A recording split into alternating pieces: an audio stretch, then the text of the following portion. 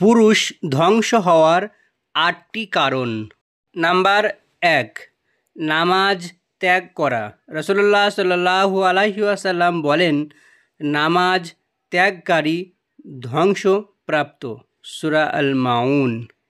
Number ২, অহংকার ও গর্ব। রাসূলুল্লাহ সাল্লাল্লাহু আলাইহি ওয়াসাল্লাম বলেন, যার অন্তরে সরিষার দানা সমান অহংকার থাকবে সে জান্নাতে প্রবেশ করবে না। সহিহ মুসলিম শরীফের হাদিস, হাদিস নাম্বার ৯১।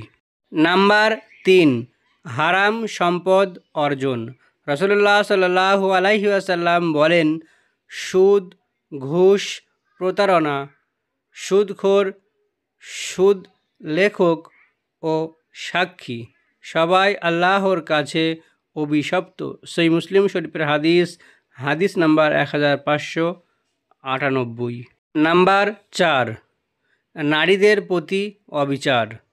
রাসূলুল্লাহ সাল্লাল্লাহু আলাইহি ওয়াসাল্লাম বলেন, তোমাদের মধ্যে সেরা সেই ব্যক্তি যে তার স্ত্রীর প্রতি উত্তম আচরণ করে। সুনানে আত-তিরমিজি ৩৮৯৫ নম্বর হাদিস। নাম্বার ৫, নারীদের অনুকরণ বা লজ্জাশীলতা হারানো। রাসূলুল্লাহ সাল্লাল্লাহু আলাইহি ওয়াসাল্লাম বলেন, যে পুরুষ নারী সুলভ সাজে এবং যে নারী পুরুষের মতো সাজে তারা অভিশপ্ত।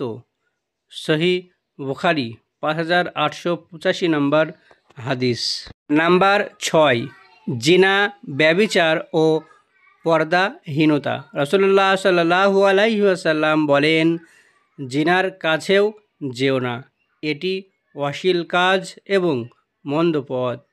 সূরা আল ইসরা ৩২ নম্বর আয়াত।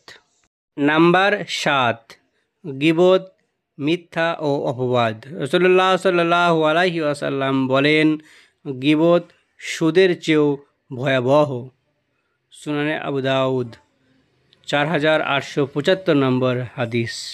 সর্বশেষ অর্থাৎ ৮ নম্বর, শিরক করা। রাসূলুল্লাহ সাল্লাল্লাহু আলাইহি ওয়াসাল্লাম বলেন, যে আল্লাহর সাথে শিরক করে আল্লাহ তার জন্য জান্নাত হারাম করেছেন। সূরা আল মাইদা ৭২ নম্বর আয়াত।